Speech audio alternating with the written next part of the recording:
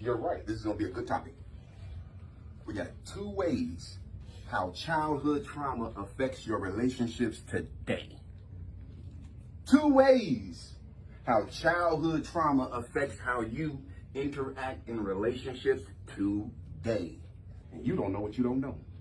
Word of the day is trauma. Trauma is an emotional response to terrible events, often resulting in lasting mental and physical effects. Trauma is an emotional response to terrible events, often resulting in lasting mental and physical effects. Saying of the day, do you want to be really attractive? That's the saying. It's a question. Do you want to be really attractive? Then the response is heal. Want to be really attractive? Heal. All right, this talk is for educational purposes only. It's not a substitute for professional advice, treatment, guidance, or diagnosis. If you or someone you know is experiencing a mental health crisis, substance use and abuse, or suicidal thoughts, dial 988. 988 is available 24/7 nationwide and staffed by trained crisis counselors with just a text or call away.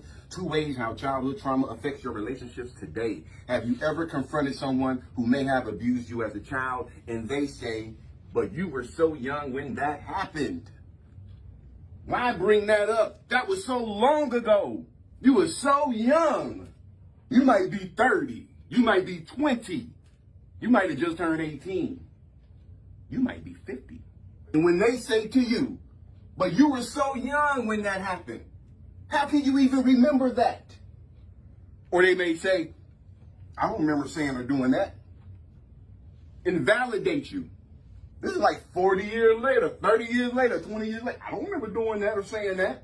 And validate what you say. Or they might even say, you're making it up. You used to whoop me with extension cords when I was little and that bothered me. You making that up. Saying things like this cannot dismiss the fact that childhood trauma exists and you may have played a part in it. And even if you don't remember it, it still leaves an impact on you. So if you don't remember the trauma that you, say you got molested when you was 3. Say you got molested when you was 5. You might have stuffed that information. You might have stuffed that information just to get over it. And every time it pops up in your head, you push it right back down. If it try to come up even a little bit, you push it right back down. No, I ain't dealing with that. And try to forget about it. But you hear what I'm saying? But if they keep coming up, it's trying to get healed. I'm going to use myself as an example because the only reason I use myself as an example, I used to be ashamed, man, that I got molested when I was a kid. When I was 3 and 4 years old. Bro, I was ashamed of myself. I forgot all about it. We lived in Miami when I was a kid, when this was going on. We lived with my grandfather, actually, when this was going on. And the person who was babysitting us was molesting us. Wasn't my grandfather, it was somebody he had in the house babysitting us. So I'm like 3 or 4. So I'm like 18 now, right? I'm in Ohio. I'm looking through my mom's box, man, trying to find my social security card, trying to find my birth certificate so I can go and get me a driver's license and a permit test and all that other stuff. I'm looking for that. And I come up and I find this picture. True story, bro. I see this damn picture. And I'm looking at this picture, man. It's a kid that's like maybe 4 years old. You know what I'm saying? And I'm like, man, you know how back then those commercials was popular where you get those kids in Africa where you can adopt a child and they'll send you a picture of the child and then you can see the progress of the child and you keep sending money and then they'll have a commercial say like, Obi, she's been taking care of Obi since he was 3 years old and now he's 7 and look at him and you see the kid he's been eating and you see the before and the after. I thought my mom had been sending money to one of those kids in Africa and that's what was going on. Like, I didn't know my mom was doing this. And the more I looked at that picture, I started looking in the eyes of it. That was me, man. That was a picture of me when I was 4 years old when I lived with my granddaddy. I didn't even recognize myself. I'm like, damn, that's what I looked like. That's what they did to me. And then I remembered. That's how I remember being molested. It all came back when I looked at that picture. Before that, right? It had been affecting me without me even knowing it. Because I was always fighting. I was always, man, from kindergarten, middle school, all through high school, most of my young adult life. To live like that. And I used to always wonder, where the hell did all this anger come from? That's where it came from. All those memories come flooding back, bro. As soon as the memories came flooding back, I became ashamed. Like, how can you let that person molest you? Like, that's what I'm saying to myself. How could you let that happen? How did you let that happen to you? I beat up on myself. And then one day, bro, this is where it changed, bro. My sons was over at the house, and my oldest son at the time was like 6 years old. He was like 6 years old. And they were sitting in front of me, man, playing a video game. And I'm just sitting behind them, watching them play the video game, enjoying themselves. And I started looking at them, and my son was 6 years old. I said, hold up. When that happened to me, I had to be about 3 or 4. My son, who was 6, if that babysitter was trying to do the same thing to him, there was nothing at 6 years old he could have done. You got a person that's 18 or 19 that's molesting you. There ain't nothing a 6-year-old can do. You ain't gonna fight him. You ain't gonna reason with him. You're gonna do whatever an older adult who is in authority asks you to do. So if my son at 6 years old couldn't stop it, how could I stop it at 3 or 4? Putting it in perspective by looking at my own children. And when I looked at it like that, I felt ashamed of myself. I owed myself an apology, bro. Because I had to realize, man, at 4 years old, there was nothing you could do. I had to forgive myself. Not just forgive myself, but apologize to myself for making me feel bad for something I couldn't control. When I forgave myself over the molestation stuff, bro, it was like lifting a brick off of my chest. The first time I talked about it with another person, bro, it was like therapy. The first time I spoke about it during a lecture, after the lecture, about 2 or 3 dudes you wouldn't even imagine came up to me and said, bro, thank you for saying that, man. Because that happened to me and I felt the same way. That's the only reason I bring it up. That's the only reason I bring it that past up, because it don't affect me at this point. But if I can talk about it and help somebody who's stuck get out of that shell and become a whole person, because it's not your fault. And even if you don't remember it, it still leaves an impact on you. Childhood trauma can occur when a child witnesses, experiences overwhelming negative events.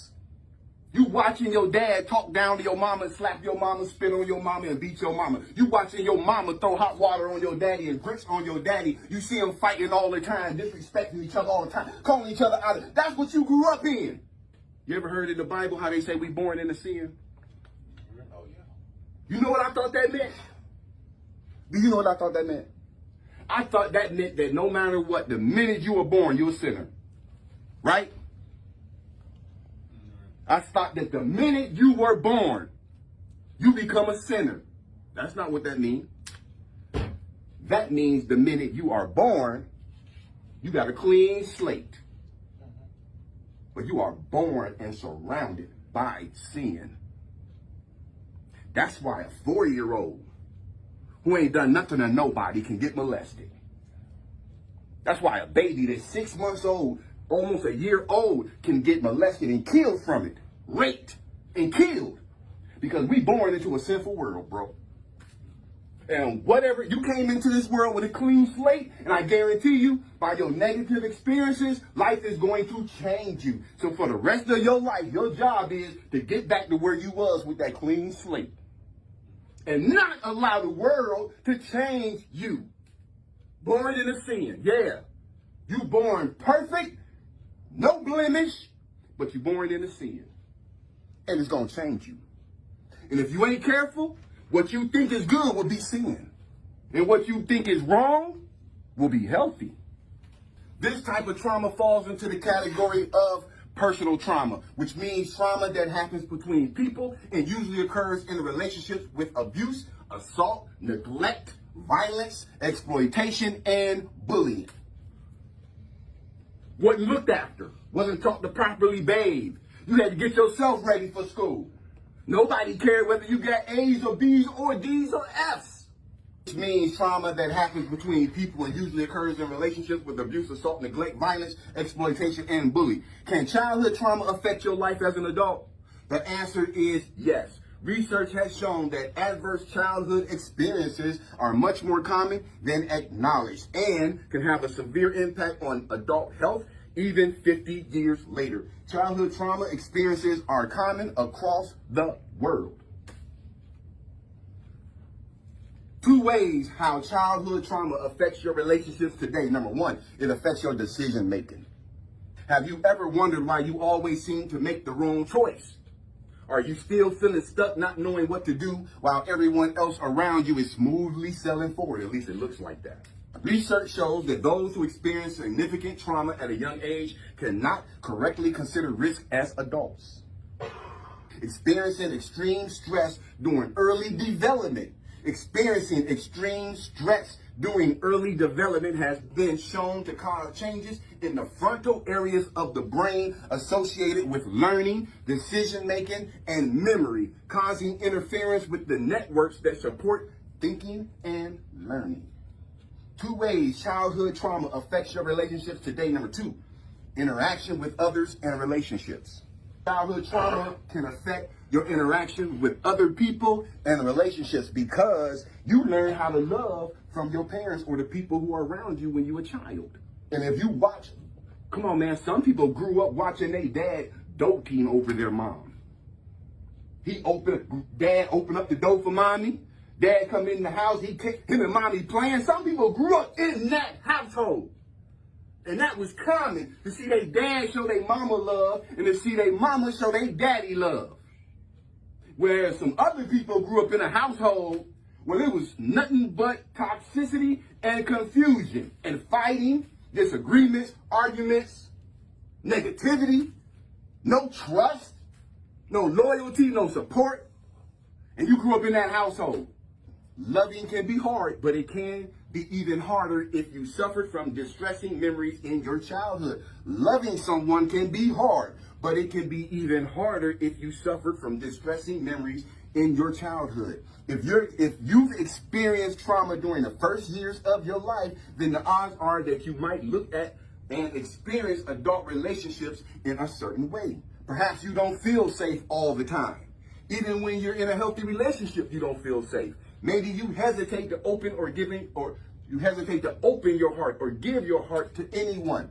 If you're feeling this way or experiencing relationship challenges, know that you're not alone. In the U.S., more than 2/3 of children, come on, man, come on. In the U.S. alone, more than 2/3 of children have experienced some form of trauma, according to the Substance Abuse and Mental Health Services Administration. And there are countless ways that childhood trauma could impact the way you experience adult relationships.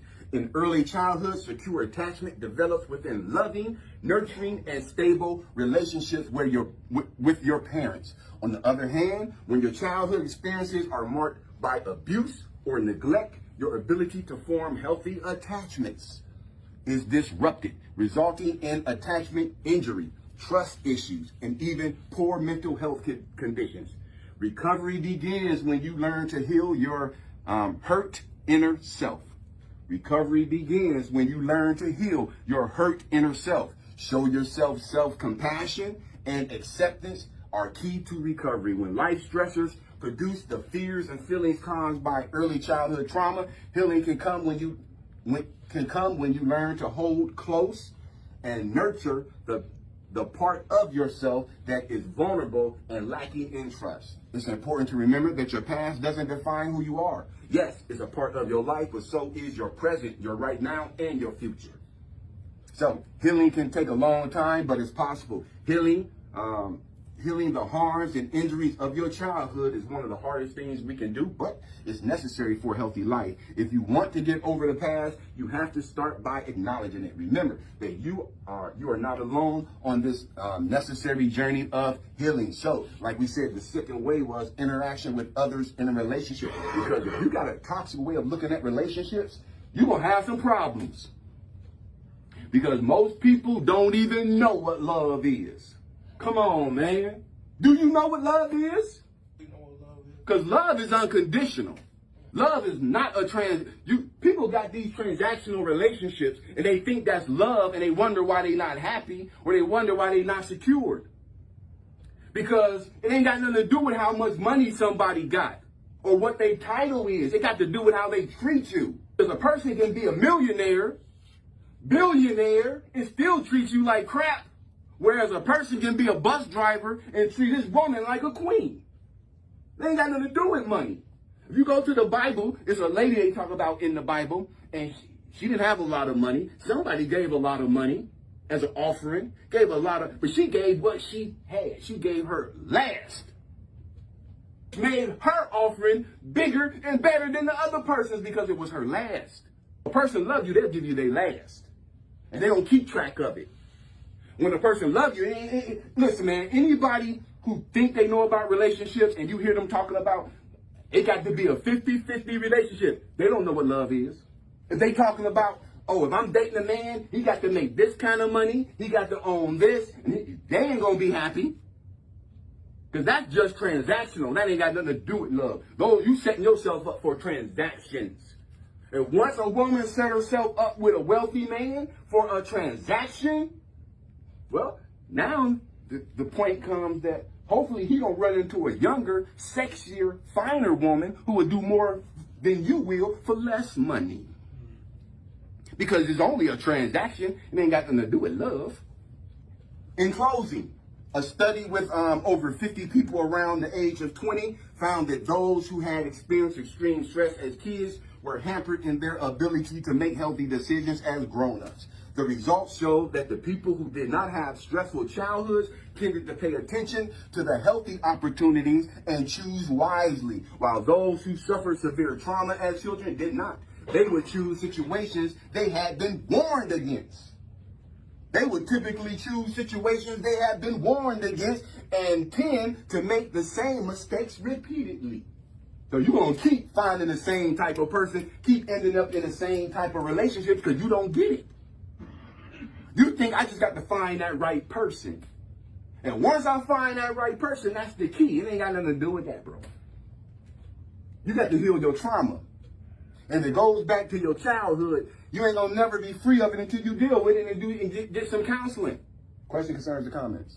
I think people vastly underestimate how easy it is to traumatize a child. Mm-hmm. Like, you can watch a scary movie on TV and it'll stay with you until you realize it's a movie. That could be years after. Yeah. Come on now. And especially come on. If you do something genuinely traumatic like that, like a child goes through molestation or something like that, will stick with that child throughout the entirety of their childhood and life. Oh, yes, it will. Mm-hmm. Yeah, it's going to change you. See, this is what happens. When we are born, the world does everything it can to change us and get you away from your purpose. How come so many people pick up the same thing that's toxic? We got some communities, bro, where it's a revolving door of people selling dope on the same corner and going to the penitentiary from that same corner. Yet and still, it could be pouring down rain and somebody out on that corner selling dope. It could be a snow blizzard and somebody is out on that corner selling dope. Now, I can see if it was just one person, but you lock up 3 of them, you got like 6 of them to take their place. How come so many people are choosing the same thing that's destructive? Why are you attracted to the things that are going to destroy your life? You need to be healing. I don't know nobody who don't need to heal something. Regardless of your background. There's some people grew up on the other side of the track. They need healing too. A guy just drove his Tesla off a cliff with his kids and his wife in it. Rich man. They survived and he survived too. He locked up right now. Any other questions?